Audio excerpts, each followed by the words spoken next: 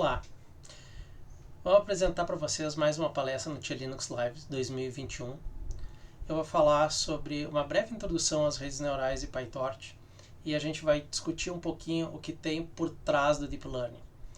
Não vamos chegar até os modelos atuais e modelos mais modernos de Deep Learning, mas a gente vai estudar em que ele é baseado e com isso entender um pouquinho do PyTorch e da forma de programar com ele. Então, o Deep Learning é uma parte de uma família de métodos baseados em Machine Learning ou que vem de Machine Learning. São métodos todos baseados em redes neurais artificiais.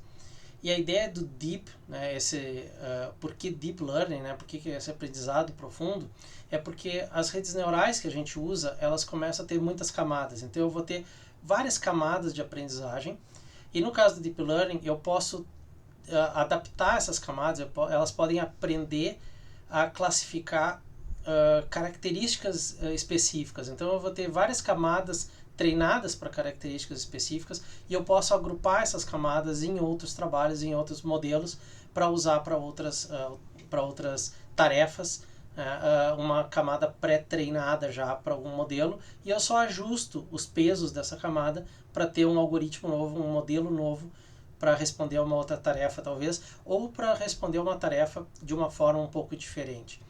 Então, essa área do Machine Learning, onde a gente tem esses algoritmos de aprendizagem, ela é marcada por algoritmos que não são implementados para resolver uma tarefa específica. Eles são implementados para aprenderem com dados, com exemplos, a responder a tarefas. Então, se eu tenho um sistema onde um exemplo de uma tarefa, de uma aplicação da tarefa, uma instância dessa tarefa, eu tenho uma entrada de dados e uma saída esperada. Se dada essa entrada de dados, o meu sistema aprender a executar a tarefa de forma que ele chegue mais próximo da saída esperada, eu tenho um sistema que está aprendendo a responder problemas e aprendendo essa tarefa específica, né? Então, se eu consigo medir o erro e consigo usar essa avaliação para entender que o meu sistema está melhorando, eu tenho um algoritmo, um sistema de Machine Learning. As redes neurais artificiais, por sua vez, elas são baseadas na ideia de um neurônio artificial. Muitos modelos foram criados tentando imitar um modelo biológico de rede neural, um modelo de rede neural natural. Mas muitos modelos são simplesmente simplificações disso e não tentam fazer com que o funcionamento seja igual ao cérebro de um animal ou cérebro humano. A ideia principal é que esse neurônio tem uma espécie de ativação, ele recebe entrada de outros neurônios ou entrada de dados original do problema, ativa ou não o neurônio e ele me dá uma resposta. Então, no final, a resposta que eu tenho é uma predição próxima da resposta que eu queria. Então, se eu tenho uma entrada qualquer, eu vou ativar os meus neurônios da minha rede e vou ter uma predição, olha, parece que isso que tu está me mostrando, o resultado é isso. Quando eu tenho a ativação desse meu neurônio, eu tenho uma saída que ela tem uma confiança de quanto ela está certa ou não. Eu sei a confiança dela. Eu consigo fazer com que o neurônio, com que a rede, né, responda e eu saiba, olha, eu tenho quase certeza disso ou não tenho tanta certeza disso. Isso não no uso, mas no treinamento. Eu consigo medir quanto essa minha rede está acertando ou não. E aí eu vou ter diversos modelos de redes e essas redes vão usar arquiteturas diferentes e vão usar algoritmos de aprendizagem diferentes. Isso vai me dar um nome da minha rede, por exemplo, uma rede backpropagation, uma rede de correlação, uma rede de aprendizagem não supervisionado, uma rede recorrente. Então, são arquiteturas e modelos de aprendizagem que vão me fazer com que eu tenha uma rede diferente. Os modelos de aprendizagem, a gente pode classificar eles bem alto nível em dois tipos de modelos. Modelos supervisionados e modelos não supervisionados. O modelo supervisionado é aquele modelo que tem uma resposta esperada para uma entrada. Então, se eu tenho uma entrada e eu sei a resposta daquela entrada, eu posso usar essa resposta para treinar a rede. E essa resposta esperada é a minha supervisão do treinamento. Então, no aprendizado não supervisionado, eu não tenho essa ideia de um tutor que me diz o quanto eu errei, qual era o resultado esperado. O que eu tenho é um resultado do que aconteceu. Eu sei que eu tinha uma tarefa para fazer e eu posso ver se eu acertei ou não a tarefa. Eu não sei o quanto, eu não tenho uma medida do quanto ela está errada.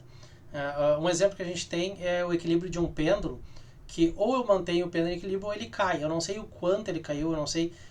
Eu sei os dados que eu tinha na minha entrada, eu sei a ação que eu tomei, mas eu não sei qual é a quantidade de que ele caiu. Ele caiu ou não caiu?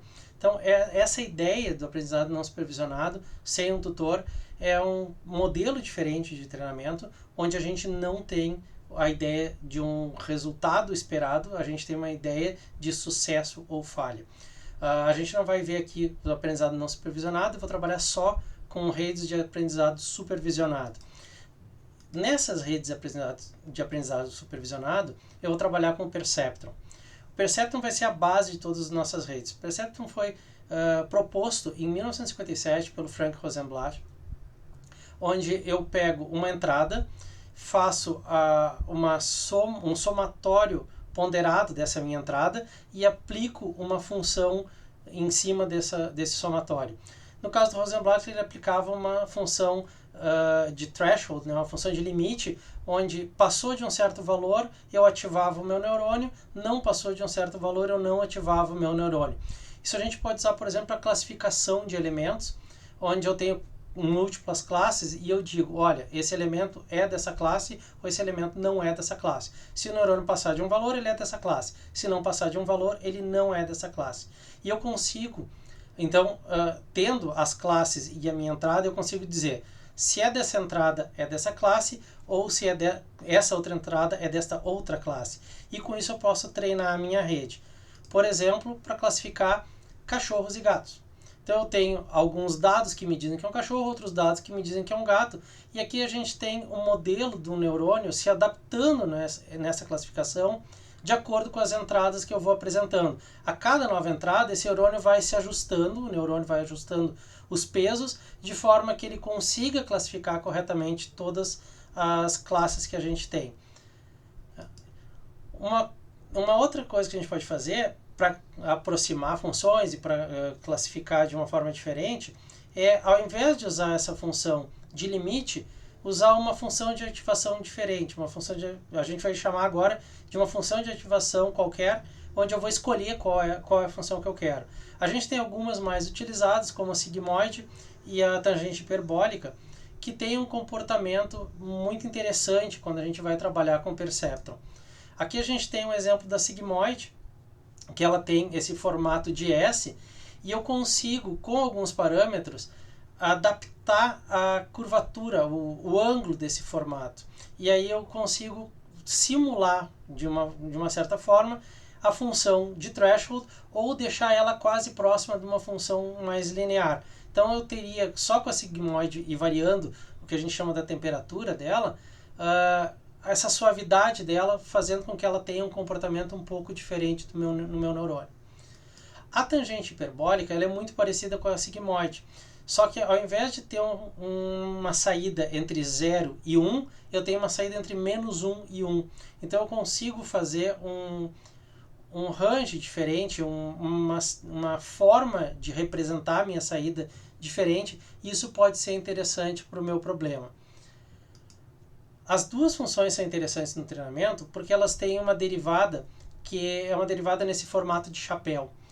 Então, essa derivada que eu tenho vai me ajudar no treinamento a andar de forma mais rápida ou mais lenta em relação ao objetivo que eu quero otimizar, que eu quero diminuir o erro que eu tenho na minha rede. Então, a otimização desse erro vai fazer uso dessa derivada e esse formato dela vai me ajudar bastante nesse aspecto. Aqui a gente tem uma implementação bem simples, usando o PyTorch, de um Perceptron. Nesse caso aqui, eu simplesmente estou criando um neurônio que tem duas entradas e uma saída e vou aplicar a função de ativação nele, a sigmoide. Eu tenho uma entrada, eu crio um tensor com essa entrada, passo a entrada para o neurônio, passo o resultado desse neurônio pela sigmoide e isso vai me dar a saída do neurônio. Nessa saída, o que acaba acontecendo é que agora eu tenho o resultado de um único neurônio e eu consigo usar ele para classificar alguma coisa. Então aqui a gente tem um exemplo de uma classificação de classe simples, né? Que eu tenho duas entradas, 0 ou 1, e um resultado de saída que é uma função lógica. Então eu tenho o e, o or e o shor. Cada um deles, duas entradas e uma saída. Então eu posso usar a minha rede para aprender esses elementos. Quando eu uso dessa forma, eu posso criar os meus dados para o PyTorch usando listas. Então eu tenho uma lista que é uma lista de exemplos de entrada. Então eu vou ter toda a minha tabela 0, 0, 0, 1, 1, 0 e 1, 1. E eu vou ter a minha lista dos dados esperados. Então, para 0, 0, no OR eu tenho 0. Para 0, 1, no OR eu tenho 1. Para 1, 0 no OR eu também tenho 1. E para 1 no OR eu também tenho 1. E aí eu vou ter os tutores para cada uma das funções que eu quero classificar. Para criar uma rede, mesmo que seja de um neurônio só, eu vou criar uma classe Perceptron. Nessa classe eu vou dizer qual é o meu layer, né, qual é a camada que eu vou usar de treinamento. No caso do Perceptron do Rosenblatt, só uma camada a gente vai ter de treinamento. Estou usando também a sigmoid de novo, e aí eu tenho o algoritmo de forward. Essas redes neurais, elas são o que a gente chama de redes neurais feed-forward, porque eu dou entrada e eu vou avançando nas camadas até receber uma saída. Então essa implementação aqui me dá tudo que eu preciso para criar a arquitetura da minha classe, que é criada no consultor, e criar o método que vai apresentar os dados para a minha classe e me retornar um resultado. Dado aquela entrada, agora eu tenho uma predição do que aquela rede, naquele momento, com aquele treinamento, está respondendo. O algoritmo de treinamento já é um pouquinho mais trabalhado. Esse aqui tem umas coisas a mais que talvez a gente não precise. Ele tem o reporte de épocas, eu vou mostrar depois um gráfico de como o aprendizado acaba ocorrendo no meio da rede. Mas basicamente o que eu preciso fazer é, para um número específico de épocas, que não é tão específico assim, a gente tem que, é um parâmetro que a gente tem para trabalhar, eu vou apresentar os dados para a rede, eu vou, dado o dado esperado e o dado que eu recebi da rede, eu vou calcular o erro que eu tenho nesse dado, apresentar esse erro para a minha rede e ela vai otimizar a rede, ou seja, vai adaptar os pesos da rede para responder mais próximo do que eu gostaria que ela respondesse. Então eu apresento isso para a rede várias e várias vezes e até um momento que meu erro está num valor aceitável. Eu tenho também nessa rede uma taxa de aprendizagem, o learning rate. Essa taxa de aprendizagem é uma velocidade com que os pesos vão ser adaptados. Uma vez que eu tenho uma quantidade de erro na saída, eu tenho que adaptar a quantidade de erro para minha entrada. Porque imagina que eu tenho duas classes completamente opostas. E eu apresento, se eu cair no meio, ele diz, não, tu é aqui, então eu vou todo para lá. Agora eu apresento a outra, tu é aqui, não, tu vai para cá. E eu fico pulando de um lado para o outro se eu apresentar todo o erro. Então eu tenho que diminuir um pouco essa taxa de aprendizagem para a rede conseguir se orientar no espaço de pesos e achar o melhor caminho. Porque a gente está fazendo aqui uma descida de gradiente e ela vai ter que ser bem suave, senão eu começo a pular nesse espaço do gradiente e eu não vou achar a minha resposta. O número de épocas depende do problema, depende do volume de dados, depende de diversas coisas. O que eu fiz aqui também foi calcular o erro que eu estou recebendo da rede, e se esse erro está menor do que um erro que eu aceito, eu simplesmente paro o algoritmo. Então eu consigo terminar antes a aprendizagem, né? Senão eu posso ter uma aprendizagem que decora os valores, e aí eu não vou ter generalização também, que é um outro problema que a gente vai encontrar em redes neurais, que a gente não vai chegar a abordar aqui.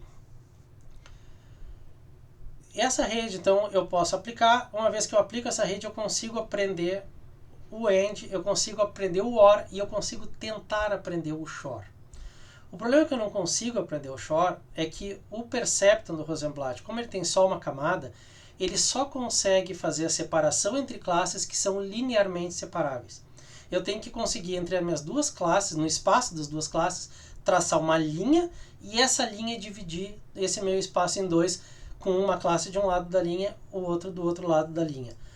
O problema do SHOR é que eu não consigo traçar uma linha e separar essas classes. Eu preciso de mais de uma linha para conseguir fazer isso. E isso foi um dos problemas lá no início das redes neurais, onde se disse, tá, mas então eu tenho uma limitação muito grande, eu não consigo nem resolver o shor. E aí a gente, com as pesquisas que houveram e a evolução, a gente chegou num outro modelo que tem várias camadas de perceptrons. Quando eu tenho várias camadas de perceptrons, eu tenho uma possibilidade de criar um número arbitrário de planos que vão dividir as minhas classes, e aí eu consigo classificar as minhas classes mesmo que elas não sejam linearmente separáveis. Então essa arquitetura com múltiplas camadas é o Multilayer Perceptron. A gente começa a introduzir agora o conceito de camadas ocultas. Eu tenho a minha entrada de dados, eu tenho a minha saída de dados, e no meio eu tenho um número arbitrário de camadas, onde eu vou usar para treinar e conseguir criar essas linhas, esses novos planos de divisão dos meus dados. O treinamento do Multilayer Perceptron pode ser feito pelo algoritmo backprop, bastante utilizado, que é um treinamento por retropropagação de erro, que é aquela ideia de eu ter um erro e eu vou botando ele de volta lá da camada de saída, ajustando os pesos de lá em direção à minha camada de entrada. A ideia é que cada peso tem uma certa culpa na minha resposta, se ela foi boa ou não. E aí eu consigo adaptar esses pesos de acordo com o erro que eu vou tendo ao longo da rede. E aqui a gente tem um modelo de uma rede Multilayer Perceptron com os pesos ajustados, nesse caso ajustados à mão, a gente bota os valores que a gente quer, mostrando como essa rede funcionaria para gerar uma saída correta para o shor. Então eu tenho dois neurônios numa camada de entrada, que vai ser uma camada oculta, e eu vou ter a minha camada de saída. Então eu tenho a minha entrada ali, que é o 0 ou 1, nas duas entradas, ou eu vou ter 0 ou eu vou ter 1, eu vou ter dois neurônios no meio, que é a minha camada oculta, e eu vou ter o meu neurônio de saída. E aqui a gente tem o nome das operações que vai acabar resultando nisso, e durante muito tempo, ainda se tem um pouco, a gente teve alguns estudos em como eu consigo inserir regras dentro de uma rede neural. Então eu poderia ter regras fixas, já que eu conheço, e eu conseguiria inserir isso e adaptar esses pesos numa rede pré-pronta, uma rede que já tem um certo conhecimento do meu problema. Tá? Então, para a implementação do backprop, a gente vai ter um código razoavelmente parecido com o do Perceptron, porque eu ainda continuo usando uma rede de perceptrons, mas agora eu tenho um layer que é um layer oculto, com dois neurônios e duas saídas, e eu tenho um outro layer que é o meu layer de saída, com dois neurônios que vão ser ligados a esse meu layer oculto, e uma única saída. O meu algoritmo de apresentar os dados para a rede, o meu forward, ele vai ser também um pouco diferente, porque agora a minha entrada passa para o meu layer oculto, e a saída do meu layer oculto passa para o meu layer de saída. E esse resultado, layer de saída, que é a predição da minha rede neural. Então, como a gente viu no algoritmo de treinamento, essa minha rede vai ter que aprender e se adaptar apresentando os exemplos várias e várias vezes. Isso vai me gerar um erro a cada apresentação dos dados, e eu vou conseguir medir como a minha rede está respondendo, a quantidade de erro que a minha rede está tendo na resposta, a cada etapa desse processo, enquanto ela vem aprendendo.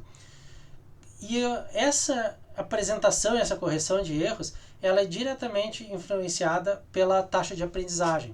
E na minha taxa de aprendizagem, eu vou ter um comportamento diferente do treinamento. E aqui eu tenho um exemplo do treinamento do backprop para o shor, variando essa taxa de aprendizagem. Quando eu tenho uma taxa de aprendizagem menor, eu tenho um comportamento mais suave na minha curva. Só que ele também demora mais épocas para treinar, porque eu vou adaptar menos os meus pesos, eu vou adaptar com um peso menor.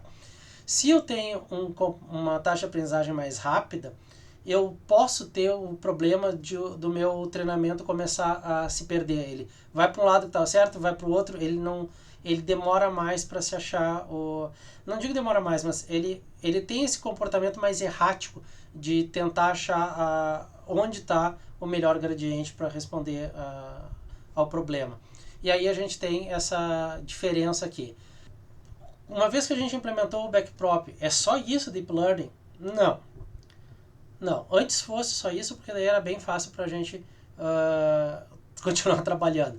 Mas a gente tem muito mais modelos de redes, a gente tem muito mais opções, o PyTorch ou TensorFlow, depende de que vocês vão querer trabalhar, eles aceitam vários modelos, eles permitem a criação de novos modelos, e a gente tem, por exemplo, o Reinforcement Learning, que não tem essa ideia de um tutor. Então, eu tenho um modelo de aprendizagem diferente, eu tenho toda uma ideia de estrutura e funcionamento da rede diferente. A gente tem redes recorrentes também, bastante utilizadas em processamento de voz e linguagem natural. Eu tenho uma rede que, dado o resultado, dada a minha entrada e o resultado anterior, eu tenho outro resultado. Então, o resultado anterior da minha rede, ele retroalimenta a rede, fazendo com que a minha rede responda de uma forma diferente. A gente tem as redes convolucionais, né, que são muito utilizadas em visão computacional. Então, o meu neurônio ele não é exatamente um perceptron, ele faz a convolução dos meus dados, eu tenho um kernel de convolução que trabalha para identificar características da imagem. Então, a gente tem muitos modelos, a gente tem muita coisa para fazer, e o que é importante para a gente? O que é importante é a gente entender como isso funciona e saber que a gente precisa de duas coisas muito importantes. A gente precisa de poder de processamento e a gente precisa de um grande volume de dados. Um dos problemas que a gente tinha nas redes neurais lá no século passado era o volume de dados. Principalmente para a visão computacional. Aplicar a rede neural na visão computacional era difícil porque a gente tinha poucos dados para trabalhar. A coisa melhorou muito, né, quando a gente começou a ter muito mais compartilhamento de imagens, a gente começou a ter armazenamento muito grande, a gente começou a ter poder computacional muito grande, a gente começou a ter o uso de GPUs, que aceleram muito o processamento de uma rede neural. Em alguns artigos que eu li, até 60 vezes o treinamento de uma rede neural, isso numa GPU simples. Hoje a gente tem processadores especializados para isso. A gente tem produtos da Apple que tem os Neural Engine, que eles chamam, que vem junto nos processadores. A gente tem a NVIDIA sendo um player muito forte nessa área, com todo não só o hardware, mas com o software para usar isso, para nos auxiliar com isso. O PyTorch ele pode usar CUDA, por exemplo, para usar a placa de vídeo e acelerar treinamento e uso das redes neurais. Então, a gente tem muito ainda pela frente, né? A ideia aqui era só mostrar um pouco dessa teoria por trás e mostrar um pouco do desenvolvimento do PyTorch e como ele funciona para a gente conseguir implementar uma rede neural.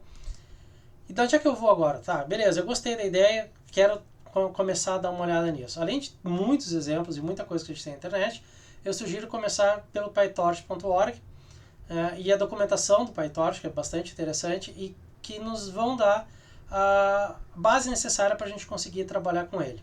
O código mostrado nessa apresentação aqui, ele está nesse link do GitHub, que é no meu repositório, e está todo disponível lá, pode usar à vontade, né? Não faz muita coisa, além de aprender essas funções lógicas, mas é a mesma ideia para todos os outros exemplos que a gente vai ter.